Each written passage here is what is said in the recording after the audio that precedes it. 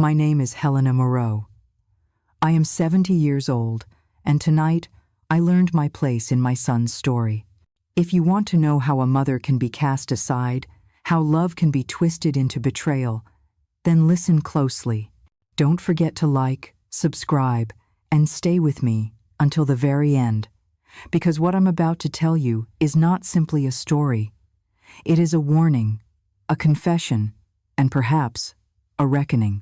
The chandeliers glittered above me in the ballroom of the Hotel Saint-Roch, one of the oldest and most decadent hotels in New Orleans' French Quarter. Their crystal teardrops caught the candlelight until it looked like the ceiling was aflame. The air was heavy with the scent of magnolia blossoms arranged in gold vases, mingling with the sweetness of powdered pralines being carried on silver trays. This was supposed to be a night of triumph, of family, of celebration. Instead, it became the night I vanished from my own son's life. I had chosen my gown carefully silver silk with a high neckline, the very one I wore the night Moreau Design Atelier won its first national award.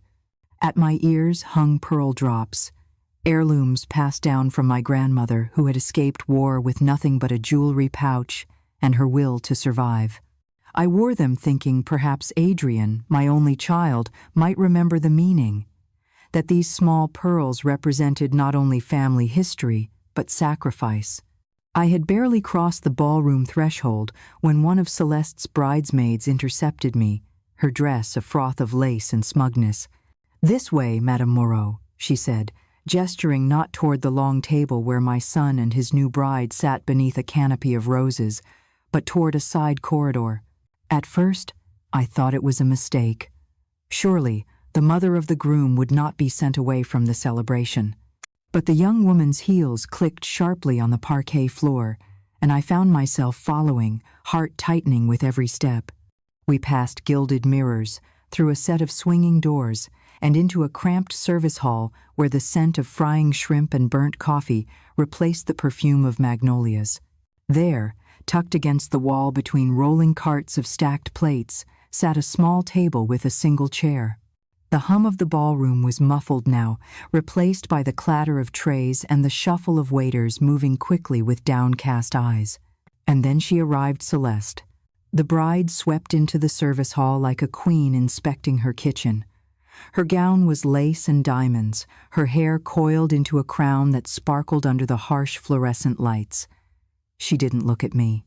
She didn't have to. She raised her voice just enough so the servers could hear.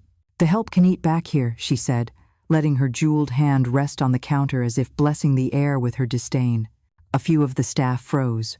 One young server nearly dropped his tray. But no one spoke. No one intervened. I sat very still, the humiliation hot and sharp in my chest, while my new daughter-in-law dismissed me as though I were nothing more than wallpaper. Through the doorway, I caught a glimpse of Adrian, my son. He was standing with a group of investors, his champagne glass in hand, his smile polished for business. His cufflinks gleamed beneath the ballroom chandeliers. Our eyes met for the briefest of moments. He had seen Celeste's cruel performance. He had seen me, and then he turned away. The cold champagne flute in my hand was slick with condensation. I tightened my fingers around its stem, every muscle in my body trembling with restraint. Around me, the laughter from the reception rose and fell, like waves crashing against a shore that I was no longer allowed to touch. And then, clarity. I set the glass down on the corner of the table, untouched, and opened my silver clutch. Inside was my phone, a slim piece of modern steel and glass that had become, in my world, more powerful than any crown or throne. My hand did not shake as I dialed a single number. It rang once. Twice. Then, "Madame Moreau," came the familiar voice of my attorney, Mr. Dupont. "Cancel the riverfront development project," I said softly. "The entire 40 million, effective immediately." There was the smallest pause, the faint sound of his breath caught mid-thought. Then, "Understood." I closed the phone and slipped it back into my clutch. At that precise moment, the service door swung open, and golden light from the ballroom spilled across the tiled floor. A burst of applause rose up, champagne flutes clinking as Adrian prepared to step forward and make the announcement of his grand future. But that future had already crumbled, though none of them yet knew it. I sat there in the overheated service hall, among the clatter of dishes and the smell of grease, and let the quiet wrap itself around me. My humiliation burned still, but beneath it, something steadier had been born. This was not defeat. This was the first move. I was 39 when my husband died suddenly of a heart attack. One morning I had a partner, a mortgage, and a 4-year-old boy with a crooked smile who still believed the world was soft. By evening, I had debts, silence, and a hollow in my chest that felt like it would swallow me whole. There was no safety net, no fortune tucked away, no wealthy uncle ready to swoop in. Just me, a child, and a future that had been stripped bare. Grief has a way of sitting heavy on your chest, making the simple act of standing upright feel like carrying stone. But hunger doesn't pause for sorrow, and bills do not stop arriving because your heart is shattered. The bank letters came sharp and merciless. The refrigerator hummed empty, and Adrian's shoes grew holes faster than I could mend them. I looked around at what I had left and found only one tool: my training as an architect and designer. It had been years since I'd used it. My diploma had gathered dust on a shelf, framed more like a relic than a promise. Still, I took it down, laid it on the kitchen table, and stared at it until the paper blurred. That night, after Adrian fell asleep curled on the couch with his stuffed pelican tucked under his chin, I set a second-hand drafting lamp on the same table. Its yellow light fell across blank sheets of tracing paper, and I picked up a pencil with trembling fingers. Each line I drew was an act of rebellion against despair.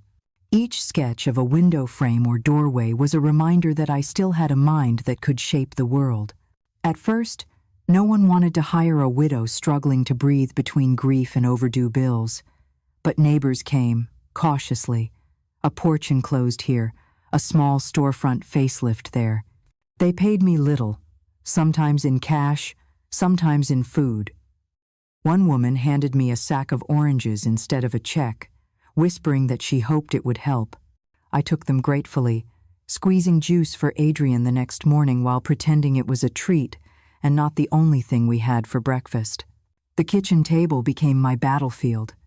Blueprints spread across it at night, cereal bowls pushed to the side, invoices tucked between coloring books. Adrian would sit at the edge, swinging his small legs, watching me draft.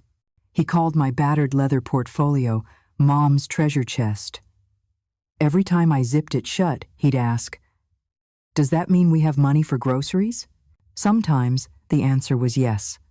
Sometimes the answer was no, and I'd smile anyway, teaching him that hope was a kind of currency all its own.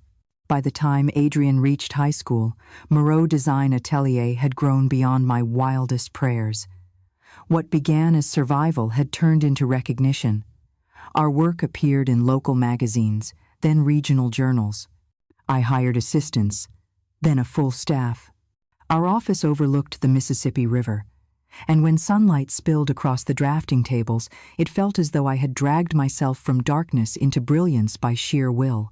Adrian would visit after soccer practice, his cleats leaving clumps of mud on the polished wooden floors.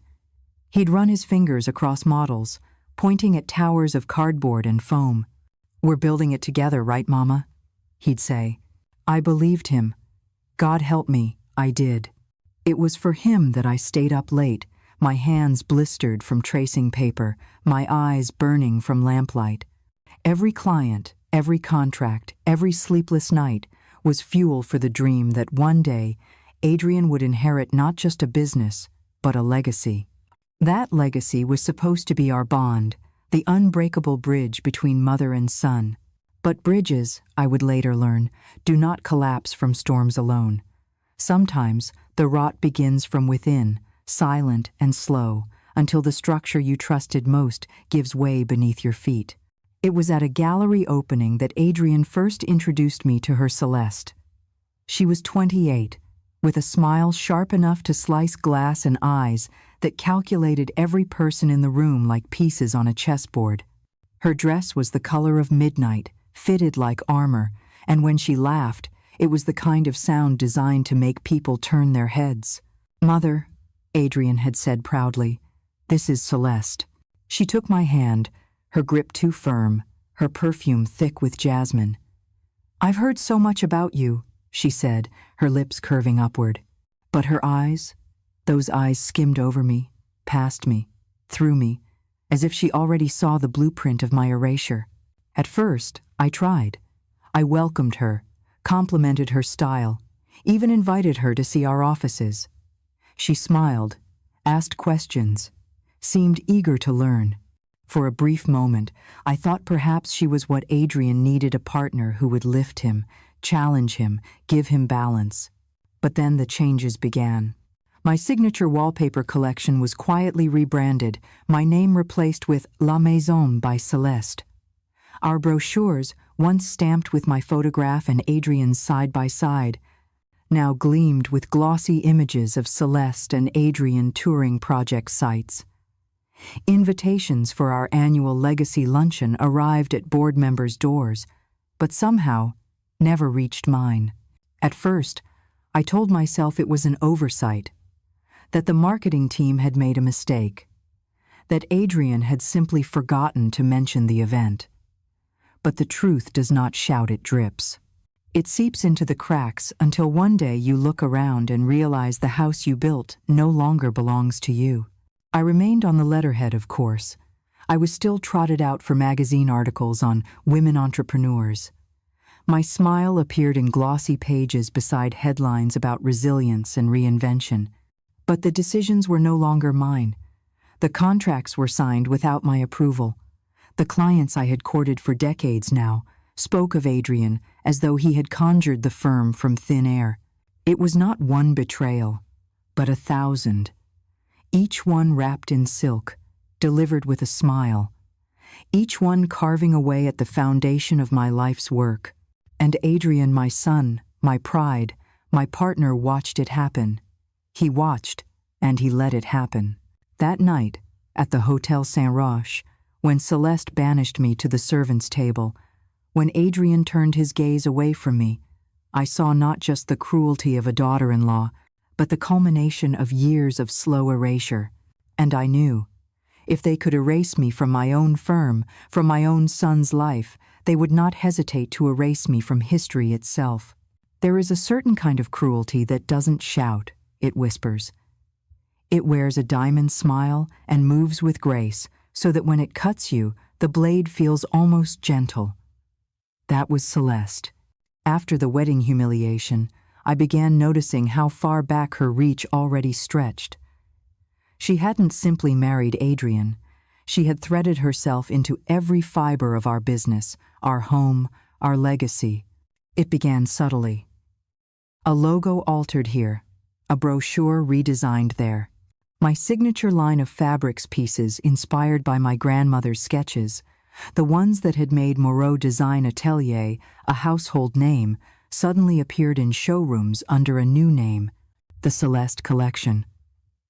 When I confronted Adrian, his response was practiced, soothing, almost dismissive. "Mother, she's rebranding. She's bringing freshness to the firm. It's good for us. For us."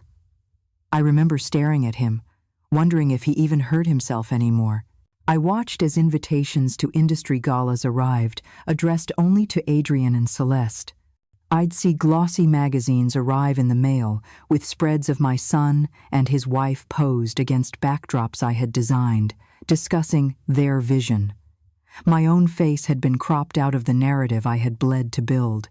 And still, I tried to believe, tried to think it was an oversight, that they were careless, not malicious, that surely my own flesh and blood would not replace me so easily. But truth is not a thunderclap.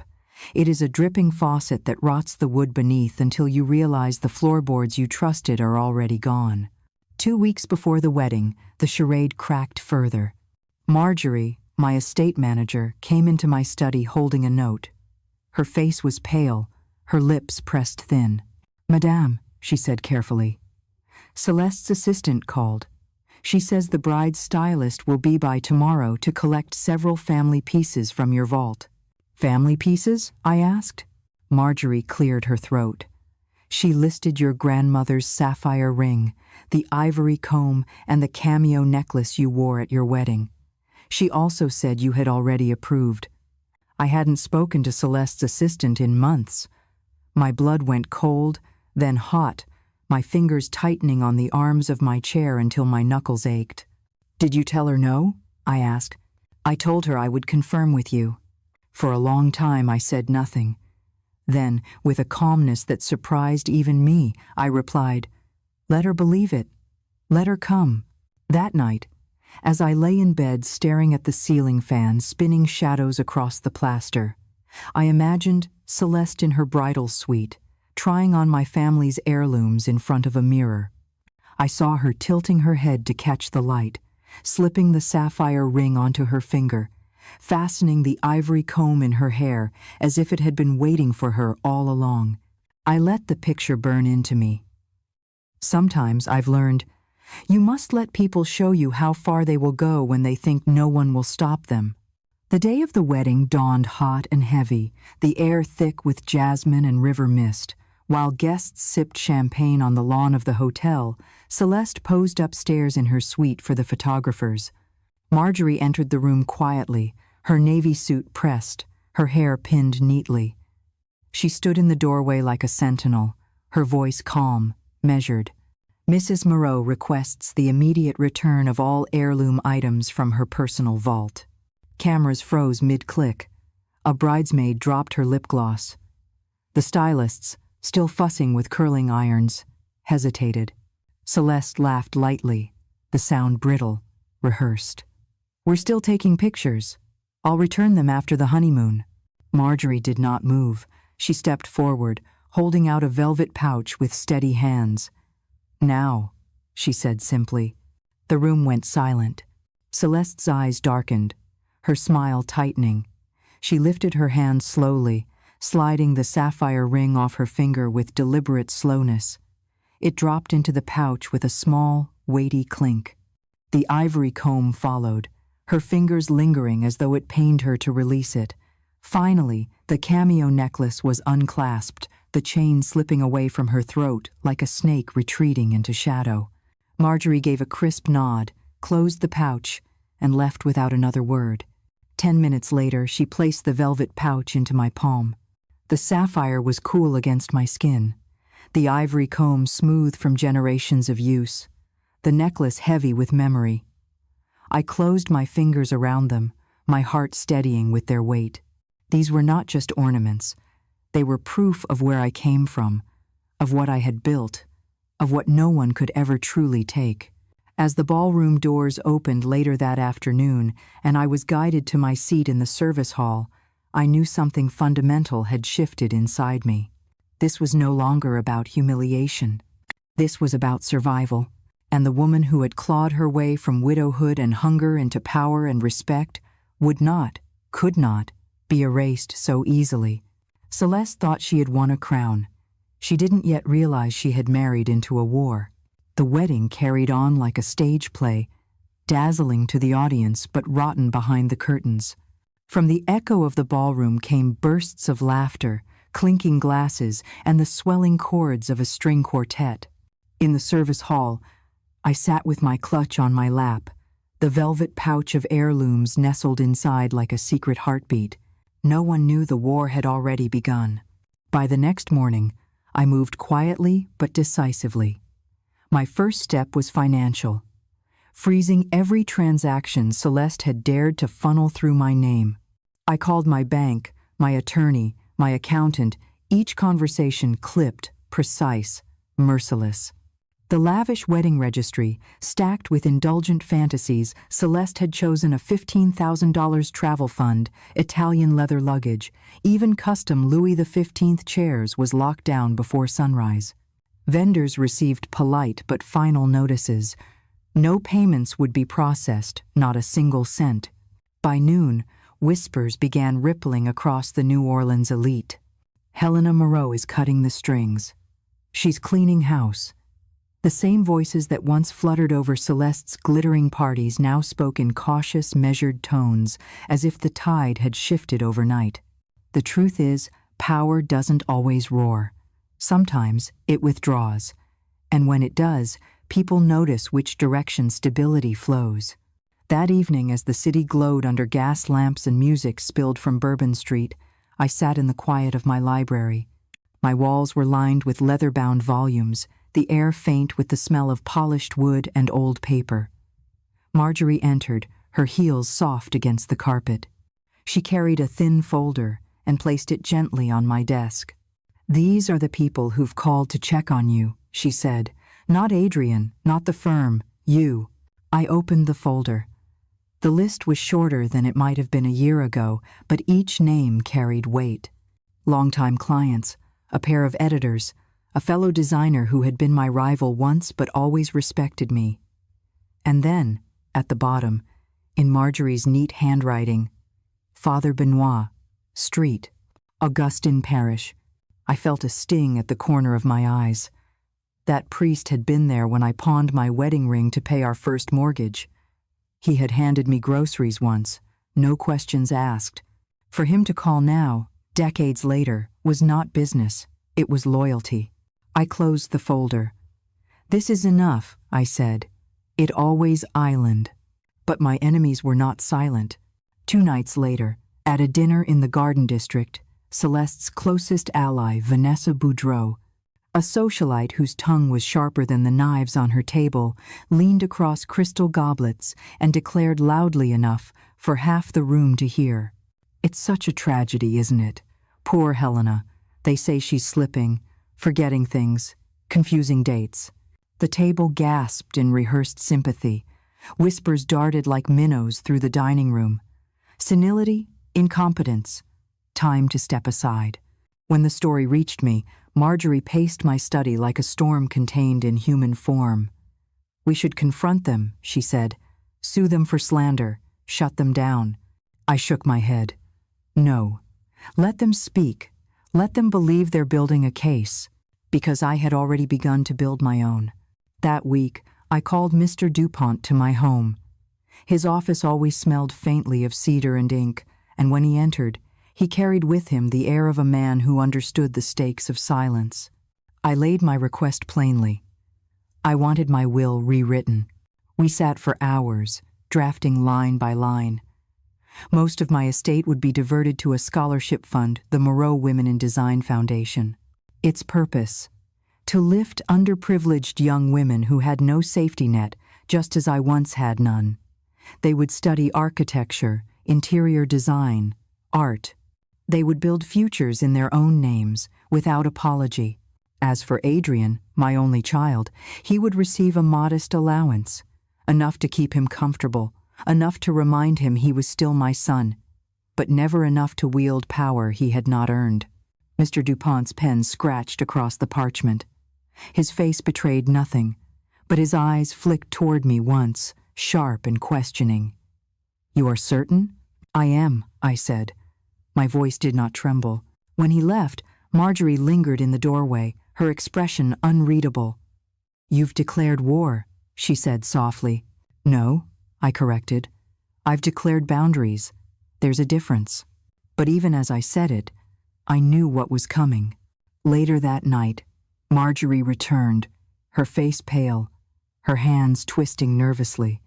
She had overheard something in the garden Celeste, on the phone with a confidant. Her tone had been casual, almost amused.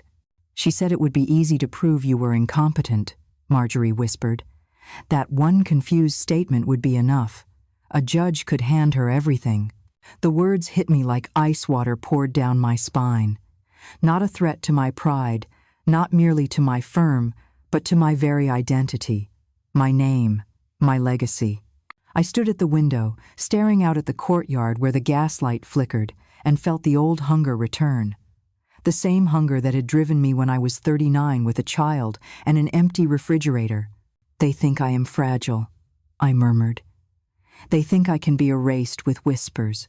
I turned back to Marjorie, my voice steady, my eyes cold as the sapphire in my grandmother's ring. Then we will make sure every whisper they speak dies in their throats.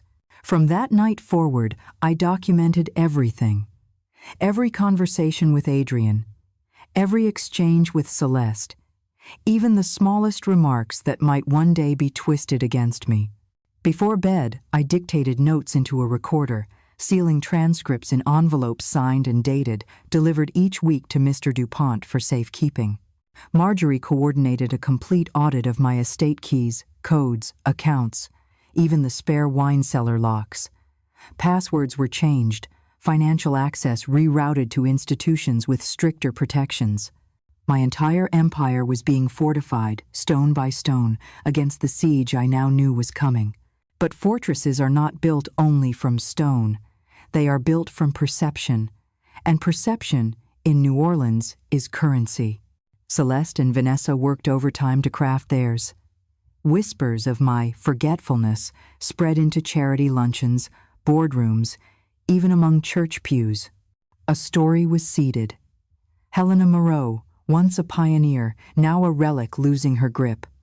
I would arrive at functions to find conversations pausing, eyes darting toward me, pity painted in their glances.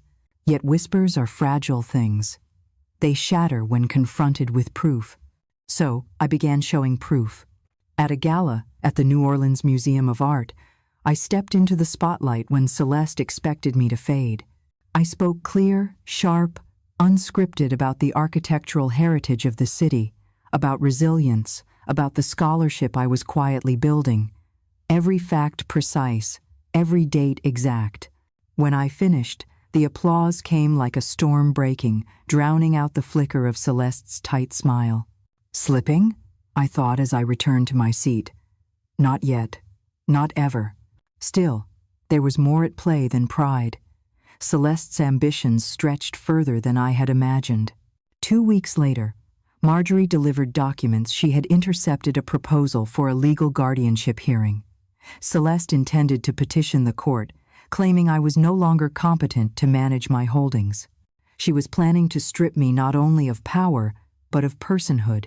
For the first time in decades, my knees threatened to give way. But fear is a luxury I had long ago abandoned. Instead, I sat at my desk, lit a cigarette I hadn't touched in years, and let the smoke curl around me like a crown of fire. They want to make me disappear, I said aloud. Then let them come close enough to believe they can. That was when I conceived the next move. I summoned Mr. DuPont again, but not for the will this time. Instead, I asked him to establish a trust, irreversible, airtight, transferring much of my liquid assets into the Moreau Women in Design Foundation immediately. It was no longer a promise of the future. It was a living fortress, one they could not breach. Adrian's inheritance shrank overnight, though he did not yet know it. Celeste's glittering expectations turned to smoke, though she still smiled, unaware that the ground beneath her heels was already cracking. Meanwhile, society began to shift. Invitations addressed to Mr. and Mrs. Adrian Moreau grew fewer. A charity gala, where Celeste was meant to preside quietly, rescinded her role, citing schedule changes. Dominic LaSalle, the rival developer who had once backed Adrian's projects, suddenly began appearing at my luncheons. His tone deferential, his loyalty redirected. It was not announced in newspapers, but everyone in the French Quarter knew. The throne had tilted, and people, like water, flow to the lowest, most stable ground. But Celeste was not one to surrender gracefully. Marjorie returned late one evening with news that chilled me. "She's meeting with Dominic," she whispered. Not socially, strategically. The betrayal hit deeper than I expected. Adrian, blinded by love or pride, could not see it. He was clinging to Celeste, even as she courted his enemies, even as she prepared to saw off the last branch he was standing on.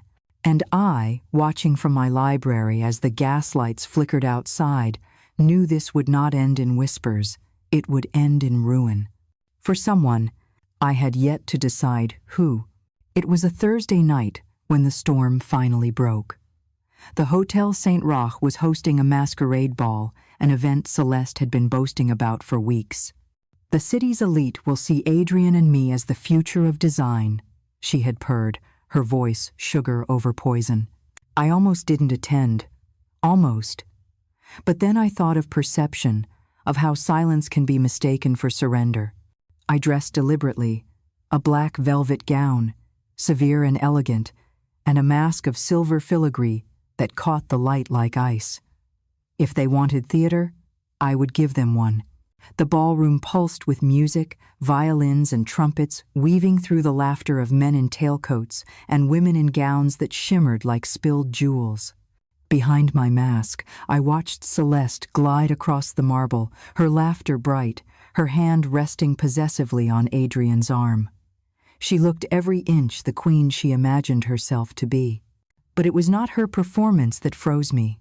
It was the sight of Dominic LaSalle at her side.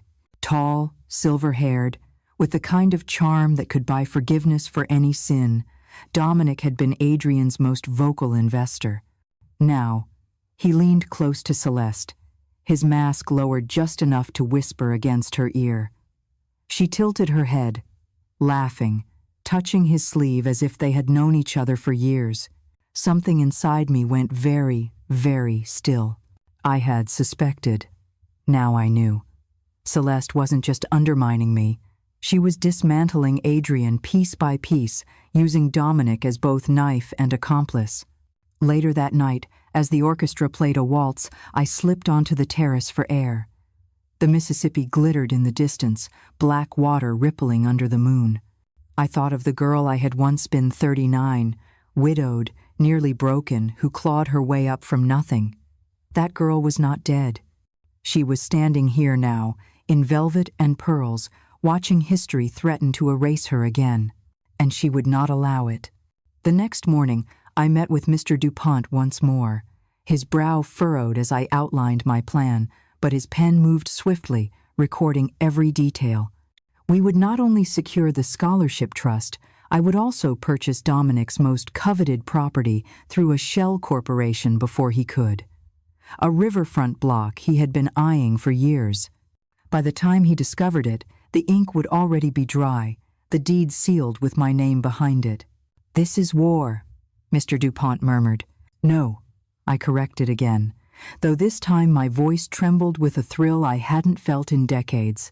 "This is justice." But Celeste struck back faster than I anticipated. 2 days later, a summons arrived. A formal petition, a guardianship hearing. Celeste had filed it, accusing me of cognitive decline, of paranoia, of endangering the financial stability of the firm and my own estate. The audacity was staggering, and yet I almost admired it. Adrian brought the papers himself. His eyes were tired, ringed with sleeplessness.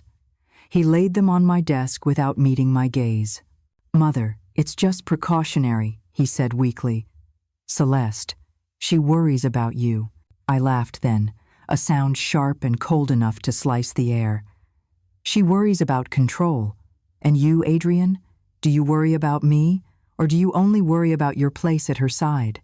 He flinched, but said nothing. His silence was answer enough. After he left, Marjorie closed the door and stood with her arms folded, her face pale. "What will you do?" she asked. I turned to the window, watching the city sprawl beneath a sky heavy with storm clouds. "What I have always done," I said. "I will build, I will defend, and when they come for me, they will find I am not the relic they think." That night, I sat at my library desk until dawn, drafting not blueprints for buildings, but blueprints for survival. Financial records cross-referenced, audio recordings sealed, witness statements prepared.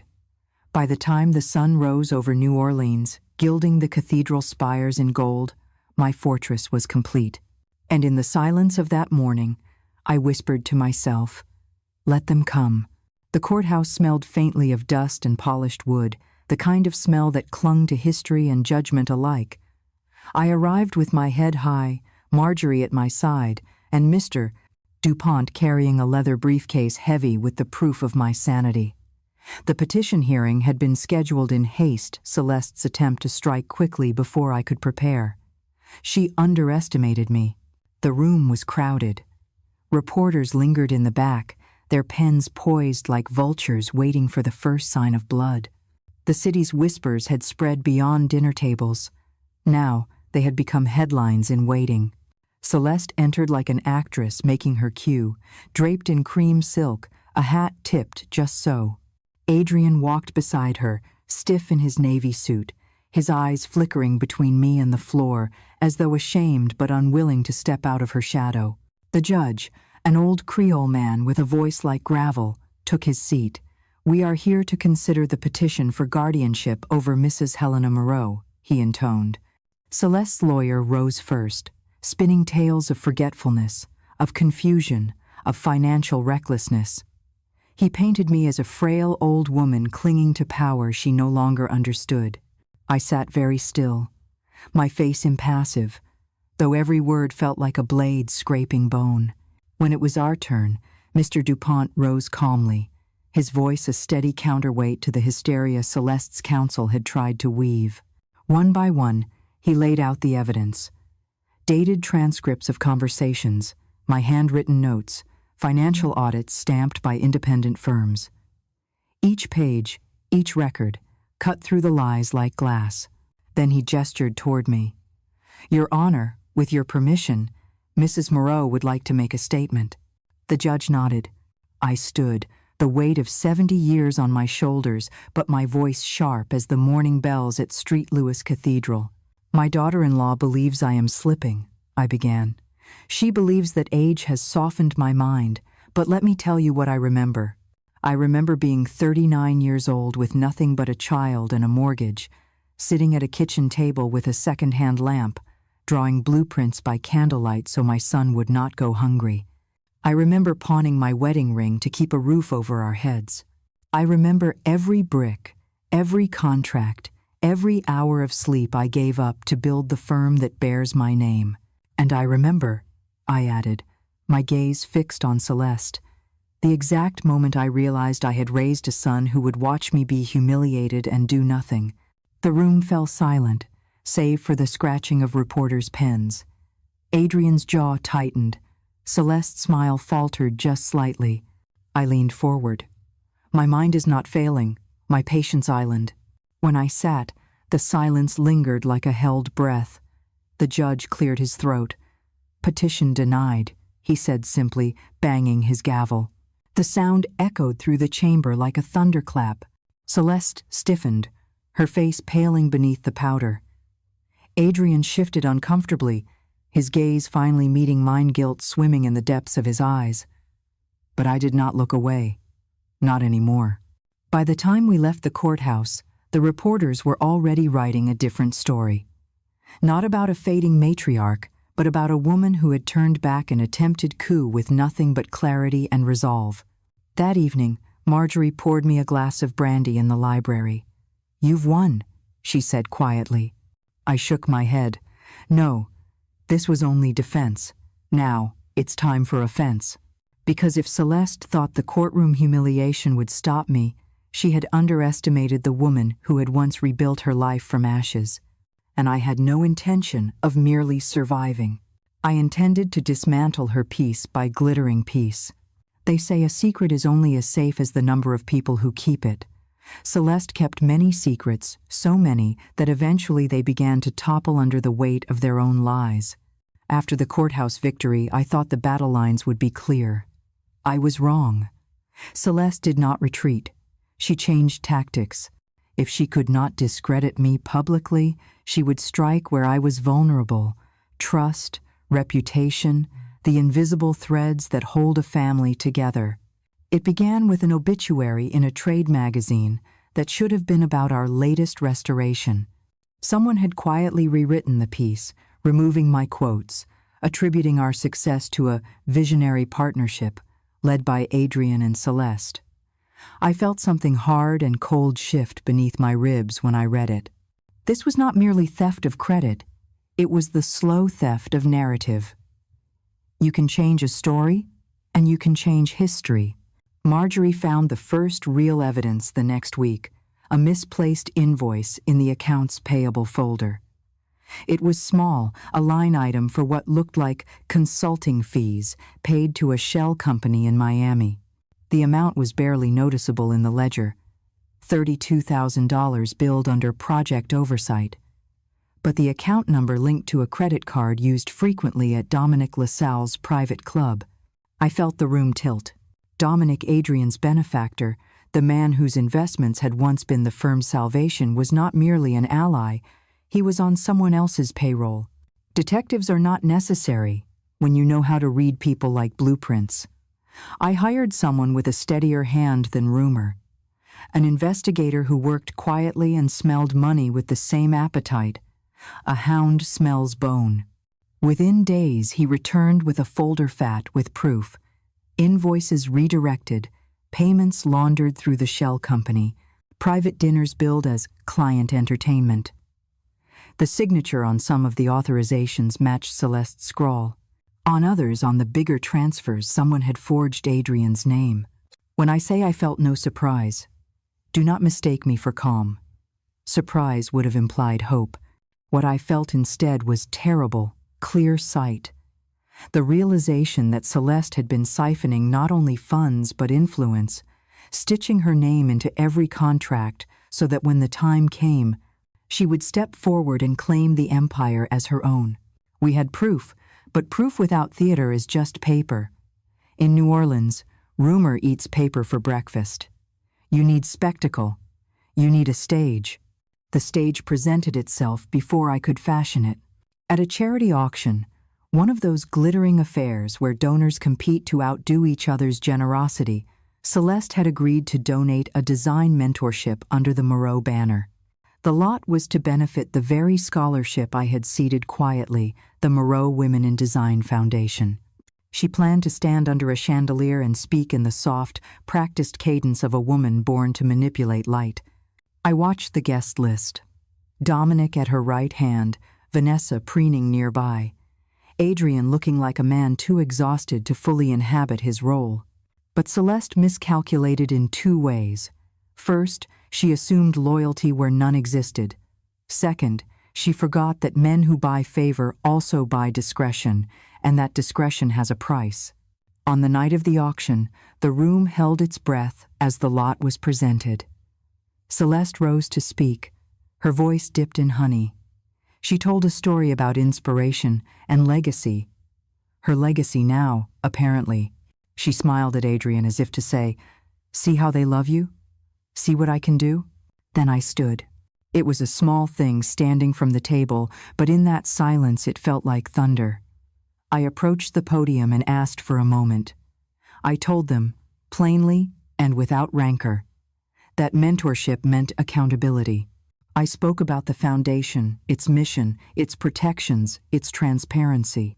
I recited, with exactitude and a calm that surprised even me, the dates of the transfers that had been redirected, the shell companies, the invoices.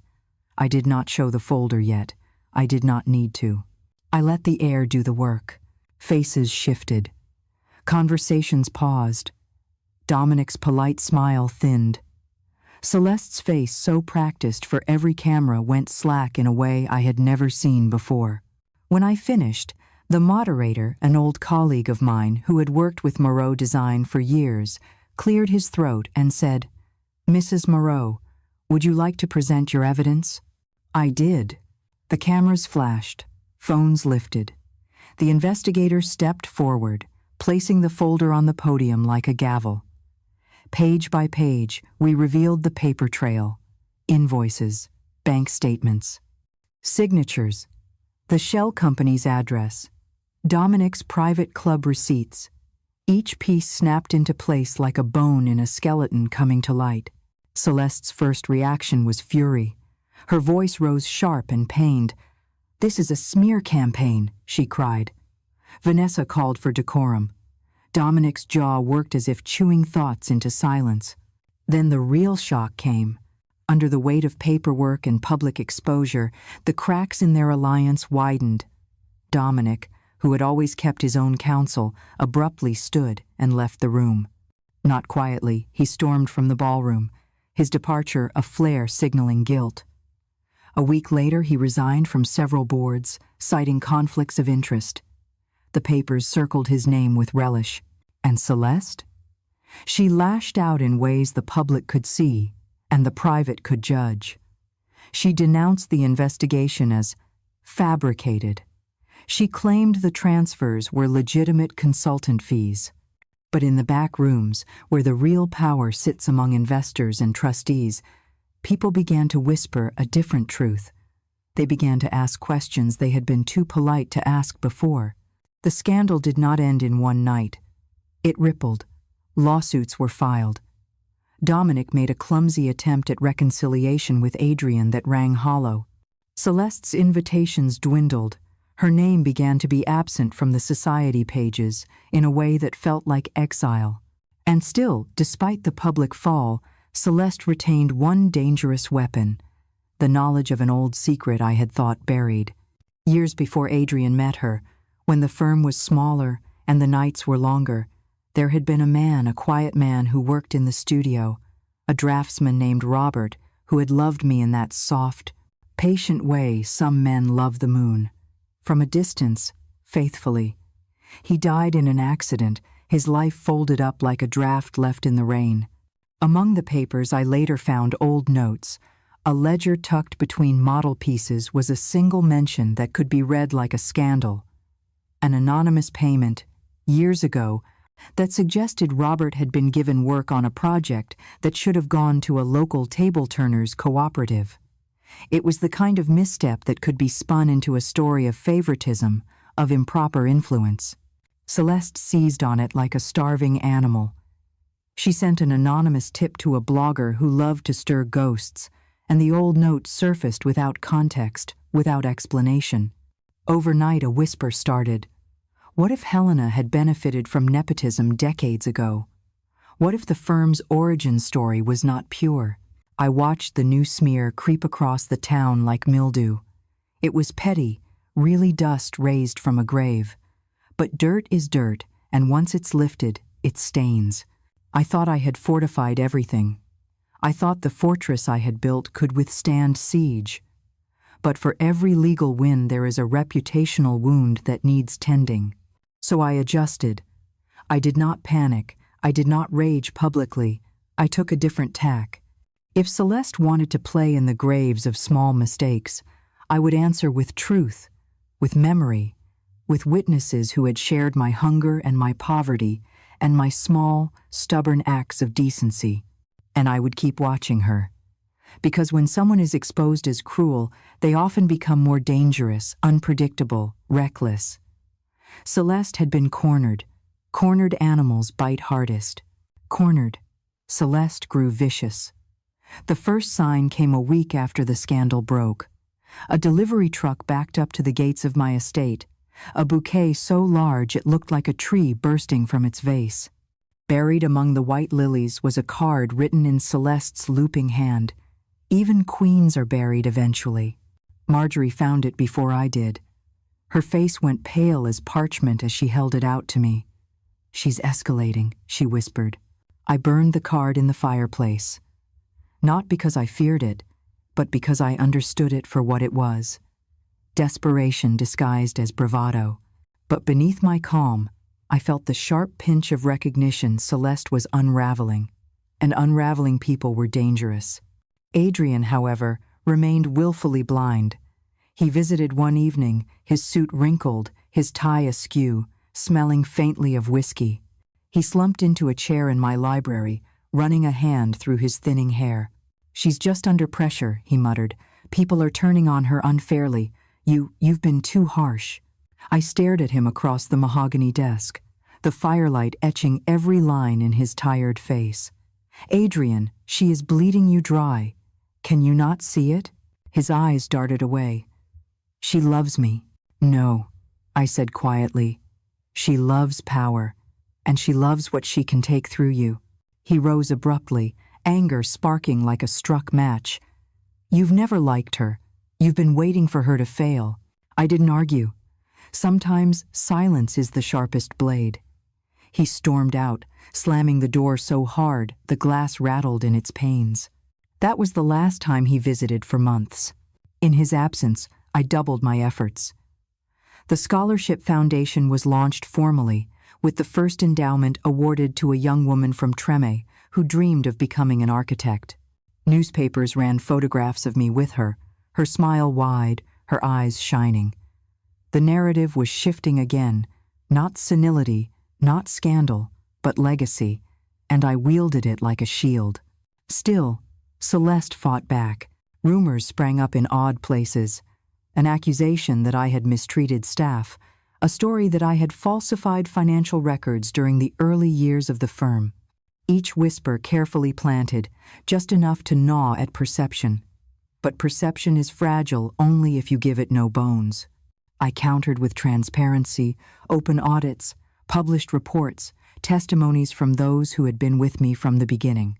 And then came the crack in Celeste's facade.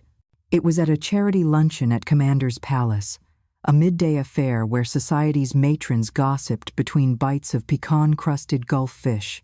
Celeste arrived late, her hair loose, her dress slightly wrinkled, an unforgivable sin in a world where image was oxygen. Vanessa Boudreau tried to cover for her, but whispers spread faster than butter melting on cornbread. By dessert, the rumor had slipped free. Celeste and Dominic LaSalle had been seen together at a hotel in Miami, their names discreetly noted on the register. A businessman who owed me a favor had leaked it, his loyalty shifting with the wind. Within days, the whispers were shouts. Adrian's friends asked cautious questions. Invitations vanished. Even Vanessa, ever the sycophant, stepped back, suddenly too busy to be seen in public with her friend. Adrian could not ignore it forever. One evening, he appeared again at my estate unkempt, his face ashen. He carried no anger this time, only the limp weariness of a man whose illusions had finally collapsed. "She's gone," he said, his voice cracking. "She took what money she could and left. Europe, they say." He looked at me then, his eyes glassy with grief and shame. "Mother, I don't know what's left." I said nothing at first. I poured him a glass of water, set it in front of him. His hands shook as he lifted it. From his coat pocket, he drew a folded piece of paper, its edges frayed from too much handling. It was a child's drawing. A stick figure with wild hair, standing beside a crooked house. Above it, in messy crayon letters, "My mom builds homes for hearts." My throat tightened. Adrian's voice cracked as he whispered, I forgot what you taught me. I let her. Erase it." For the first time in years, he wept openly, his shoulders heaving like a boy again. I reached across the desk, laying my hand on his trembling one. "Forgiveness," I said softly, "is not erasing the past. It is building something better from what's broken." But forgiveness, I knew, would not be handed freely. He would have to earn it, brick by brick. Adrian stayed that night, though not in the grand guest suite he had once demanded.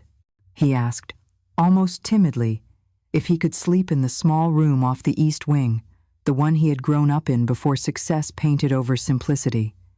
I agreed.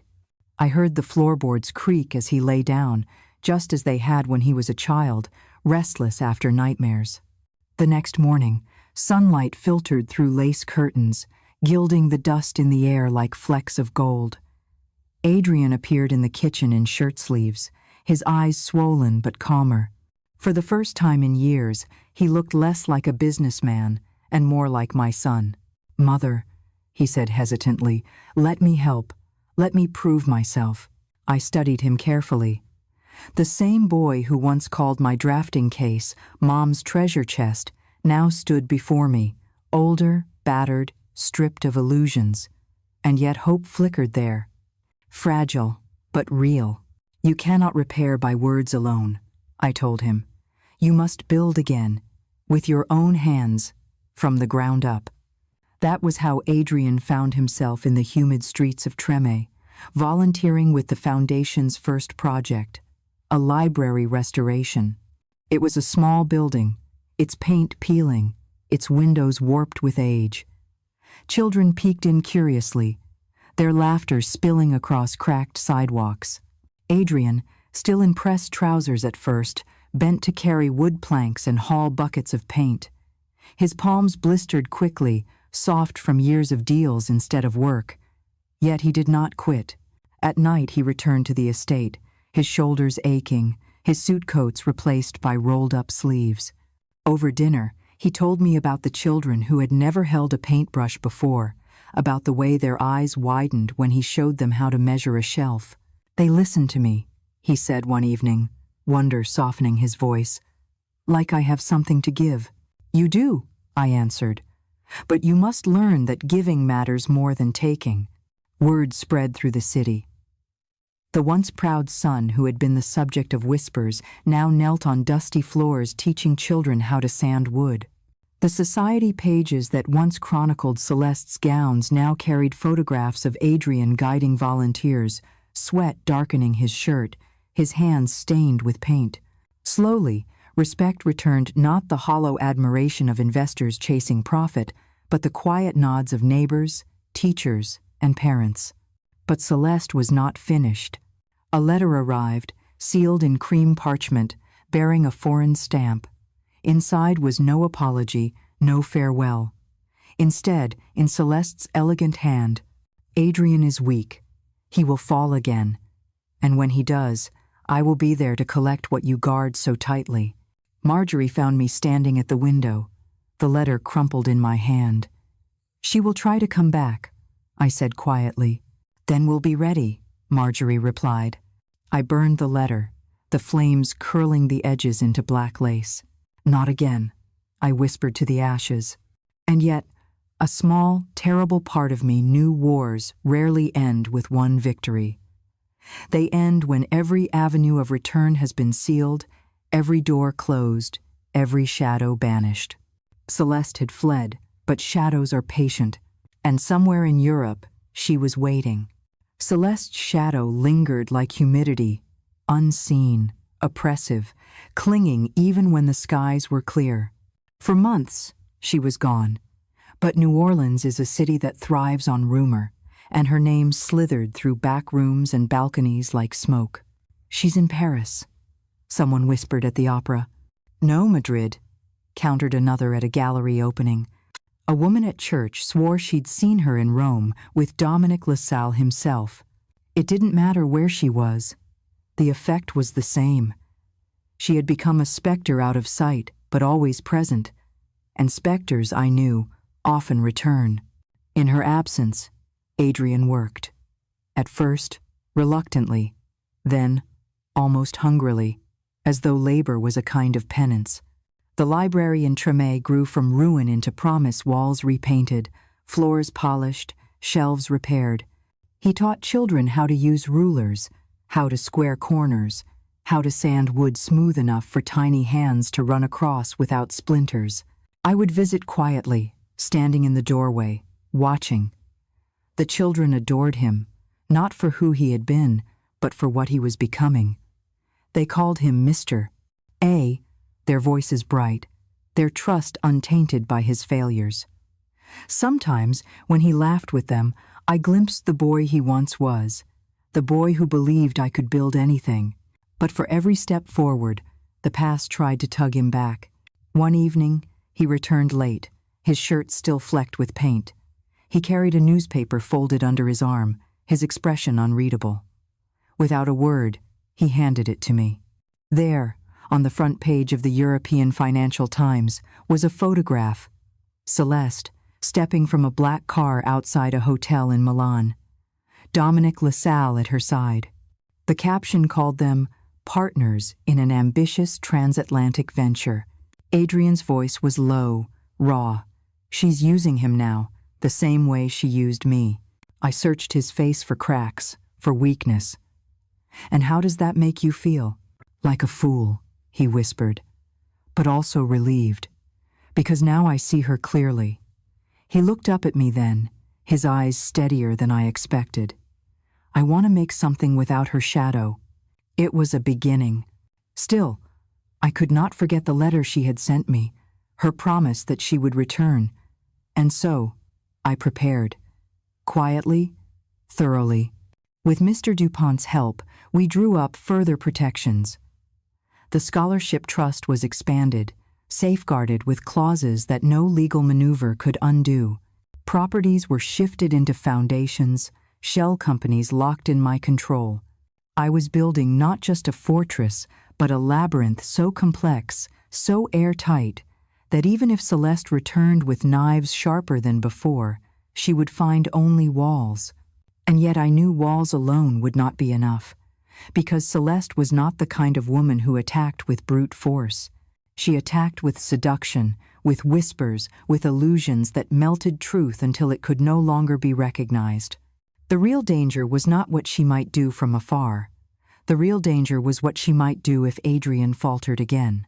One night, after supper, I told him plainly, "She will try to come back, and when she does, she will not knock. She will slip in through cracks you do not see." Adrian met my eyes, his jaw set. "Then I'll seal the cracks. You don't have to fight her alone anymore." For the first time in years, I believed him. But belief is fragile.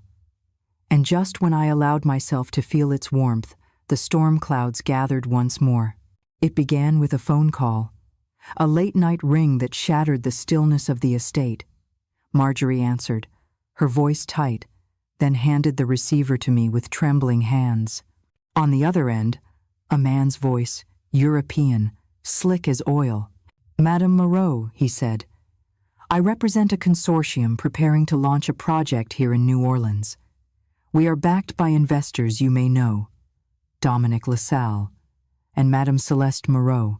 Her name slithered through the wire like a curse. The man continued, his tone courteous but cutting.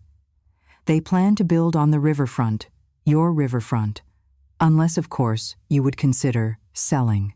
I did not answer right away. I let the silence coil, let him imagine I might be rattled. Then I said, "Tell them the river does not bend for thieves." And I hung up. The war was no longer whispers. Celeste was coming home. The day Celeste returned to New Orleans, the air itself seemed to tighten. The papers announced her arrival not with shame, but with fanfare. "International Visionary returns home," one headline proclaimed. Her photograph stretched across the page, chin high, lips curved, eyes glittering with unearned triumph. She held a press conference at the Ritz-Carlton. Cameras flashed, microphones jutted forward like bayonets. She spoke of new opportunities, of international investment, of transforming the New Orleans riverfront into a world-class destination. Beside her, Dominic LaSalle smiled, the predator pretending to be a partner. And then she twisted the knife. "We are proud to announce," she purred, "the Moreau-LaSalle partnership." Gasps rippled through the room. My name, my family's name, welded to hers and Dominic's, without permission, without right. Reporters rushed to print it. Investors leaned forward eagerly. For them, names were not blood, not history. Names were branding, and branding was power. Adrian saw it on television. He paced my study, fists clenched, face crimson. "She's dragging us into her circus. How dare she?" "She dares because she believes no one will stop her," I said calmly, though inside I felt the old rage burn like a fever. "But we will." We moved quickly. Mr. DuPont filed an injunction within hours, arguing trademark violation, brand misrepresentation. But lawsuits are slow, and Celeste's press conference was fast, too fast. By the next morning, Moreau-LaSalle was on everyone's lips. The illusion was already seeping into the city like floodwater through cracked levees. But illusions break when light shines through them. And I intended to tear hers open for all to see. I had one advantage Celeste did not anticipate. Allies hidden in plain sight. The same young women who had received the first scholarships from my foundation. They were poor, unpolished, dismissed by society. But they were fierce. They owed me nothing, yet they believed in what we were building together. And in their belief, I found my army. We organized quietly, a demonstration, but not one of shouting or chaos. No, ours would be precise, elegant, devastating. The night of Celeste's grand gala, her attempt to cement the Moreau-LaSalle partnership in glittering spectacle, we arrived. Not with torches, but with blueprints. Dozens of young women filed into the ballroom, each carrying rolled drawings, each dressed in plain black. At my signal, they unrolled them across the marble floor. Detailed plans of the project Celeste claimed as her own. Every one of them stamped Helena Moreau Atelier. Every one signed in my hand. Gasps filled the hall. Cameras swiveled. Guests craned their necks to see. I stepped forward then, dressed not in mourning but in white silk, my grandmother's sapphire at my throat. My voice cut through the murmurs like a blade. These are not hers. They were never hers. They are mine. My name, my work, my life. For a moment, silence. Then murmurs turned, like tide shifting against the shore. A reporter shouted a question. Another snapped a photo. Celeste's face tightened, her practiced smile faltering. Dominic stepped back, his instinct to retreat faster than loyalty could anchor him. The narrative cracked in two, and through the fracture, truth poured. But Celeste, cornered once more, did not surrender. She laughed high, brittle, defiant. "You think this matters?" she spat, her eyes flashing. "You're an old woman clinging to a dying name. I will build without you. And when I do, no one will remember Helena Moreau." I held her gaze, steady as the river outside. "Perhaps. But they will remember who tried to steal and who stood against it. And legacy is not built on theft. It is built on truth." That night, as the gala unraveled into scandal, as reporters rushed to file stories of betrayal and spectacle, I knew the final act was near. Celeste had returned. She had struck hard. But in striking, she had exposed the rot within her empire. Now, it was only a matter of time before it collapsed. And this time, I would not simply defend. This time, I would end it. Celeste did not collapse overnight. People like her never do. They thrash, claw, and fight until every last rope is cut, every last ally gone. In the weeks following the gala, her defiance turned frantic. She appeared on talk shows, her voice dripping honey, as she dismissed my accusations as jealous inventions. She posed for glossy spreads with Dominic, framing herself as a visionary unfairly attacked by outdated matriarchs. Investors circled warily, some withdrawing, others still intoxicated by her fire. But even flames need oxygen. And I was already sealing the room. Mr. DuPont's injunction gained traction, bolstered by the evidence we had presented. The courts began circling in, restricting Celeste's ability to trade under the Moreau name. Dominic, ever the opportunist, started skipping her side at functions, his absence louder than any insult. Whispers spread that his money had found a safer home elsewhere. Then came the final betrayal, the one Celeste hadn't planned for. Vanessa Boudreau, her once fiercest ally, arrived at my estate one rain-slick afternoon. She looked smaller than I remembered. Her confidence shrunk to nervous fidgets. "She threatened me," Vanessa confessed, her voice low. "Said if I didn't stand with her, she'd drag me down too. But I won't go to ruin for her games." She handed me a folder, emails, receipts, correspondence between Celeste and Dominic, detailing not only financial misconduct, but personal blackmail. The evidence was damning. Vanessa wanted protection. In return, she offered me Celeste's jugular. I accepted. The story broke like a hurricane. Headlines screamed of fraud, embezzlement, betrayal. Dominic fled overseas, leaving Celeste to shoulder the wreckage. Lawsuits multiplied, creditors circled, and society that once fawned over her name now spat it out like poison. And then, one evening, she came to me. It was late, the kind of late where the world is hushed and only shadows move. Marjorie opened the door to find Celeste on the porch, drenched from rain, mascara streaked like war paint down her cheeks. "Please," she whispered. "Talk to me." Against Marjorie's protests, I let her in. She stood trembling in my library, staring at the fire as though it might consume her. For the first time, she looked less like a queen and more like a woman stripped of her kingdom. "You've taken everything," she spat bitterly. "Everything I built." I laughed then, softly, sadly. "You built nothing. You stole, and theft can never be a foundation." Tears pooled in her eyes, but there was venom still in her voice. "He'll come back to me," she whispered. "Adrian will come back. He always does." I stepped closer, my sapphire gleaming in the firelight. "No, Celeste, not this time. Because this time, he remembers who he island, and he remembers who I am." Her hands clenched at her sides, nails biting her palms. For a heartbeat, I thought she might strike me. Instead, she turned and fled into the storm, her figure swallowed by the rain. I knew then, Celeste was finished. Not by one blow, but by the slow unraveling of lies exposed to daylight. She would not rise again in this city, perhaps elsewhere, perhaps under another name, but not here. Adrian returned moments later from the library site, mud streaking his shoes, paint still flecked on his cuffs. He found me by the fire, staring into the embers. "She came, didn't she?" he asked quietly. "Yes," I said, "and she's gone." He sank into a chair, exhaustion heavy on him. "I don't know how to begin making it right," he admitted. "You already have," I told him.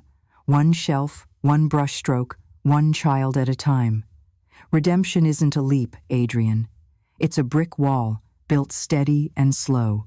He nodded, his shoulders shaking once before he stilled. For the first time, there was no pretense, no armor, only a son, stripped bare before his mother.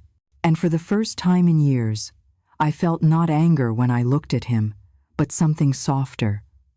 Not forgiveness yet, but the space where forgiveness might grow. Spring arrived heavy with rain, washing the city in silver light, rinsing away the last stains of scandal. The library in Treme stood finished at last, its restored windows catching the sun like new eyes opening after a long sleep. Children gathered at the entrance, their voices rising like birdsong, their hands clutching books they had never had before. Murals painted by those same children stretched across the walls, scenes of resilience, of homes rising from water, of mothers holding children close. At the center of one mural was a woman with silver hair and a drafting lamp glowing above her head. Adrian had not told them to paint it. They had chosen on their own. I watched from the steps as Adrian guided the children inside. His suit was long gone. Instead, he wore a faded work shirt rolled at the sleeves. He carried himself differently now, not like a man grasping for recognition, but like a man unburdened by needing it. The children clung to him, laughing, asking questions, tugging his hands toward their work. And he answered each one patiently, gently, as if he had learned at last what it meant to build with love rather than ambition. "Beside me," Marjorie whispered. "He's changing." "Yes," I said softly. At last, word of the library spread quickly, and not through society pages or investment reports. It spread through mothers at grocery stores, through teachers in classrooms, through whispers in church pews. The Moreau name was no longer tied to scandal, to betrayal, to wealth alone. It was tied to something simpler, a library full of light, a gift to children who had been forgotten. One evening, as twilight painted the river gold, Adrian joined me on the estate balcony. He carried 2 glasses of sweet tea, set one gently before me. "Do you remember," he asked, "when I used to sit at the kitchen table while you worked? I thought the blueprints were magic. I thought you could build anything." I smiled faintly, my eyes on the horizon. "And now?" He looked at me, his expression unguarded. "Now I know the truth. You weren't building buildings. You were building me." The words struck something deep, something I had thought long buried. My throat tightened, but I said nothing. After a long silence, I placed my hand over his. "You're still my son," I said. "And now I want to see what you can build." He nodded, his eyes glistening, and for the first time in decades, I felt hope where once there had been only grief. That night, I walked through my library at the estate. The shelves heavy with books, the air thick with history. On my desk lay the final signed papers, the scholarship trust, fully funded, irrevocable. My life's work secured not for Adrian, not for Celeste, not even for myself, but for the women yet to come, those with nothing but a lamp and a dream, as I once had. I thought of Celeste then, not with rage, not even with triumph, but with pity. She would spend her life chasing crowns made of glass, crowns that cut as they glittered. But my crown was different. It was invisible, woven from resilience, sacrifice, and love that could not be erased. And as I turned off the lamp, leaving the room in quiet shadow, I knew the war was over. Not because I had destroyed Celeste, but because I had rebuilt myself. The summer heat pressed down on New Orleans like a velvet hand, heavy but familiar. Cicadas sang in the oaks along Esplanade, and the air smelled of jasmine and damp stone. Life had returned to its rhythm, though nothing would ever be the same. The Treme Library opened officially on a bright Saturday morning. Children crowded the steps, their families gathered in folding chairs, the mayor and city officials cutting ribbons they had not paid for. Cameras flashed, but for once I did not flinch from their light. I stood at the back, watching Adrian kneel beside the children as they tugged him forward to see the murals they had painted. He laughed, his voice warm, his shirt rolled at the elbows, his palms calloused from months of work. I had not seen his eyes shine like that since he was a boy tracing my blueprints with sticky fingers and asking if we had enough money for groceries. When the speeches ended and the crowd began to disperse, Adrian found me by the magnolia tree that shaded the steps. He carried no champagne glass, no polished smile. Only a folded sheet of paper he held carefully, almost reverently. "It's finished," he said softly, handing it to me. I opened it, a drawing his, not the children's. Pencil lines faint but sure, the sketch of a small community center, modest but elegant. At the bottom, in his careful hand, "For the next foundation project."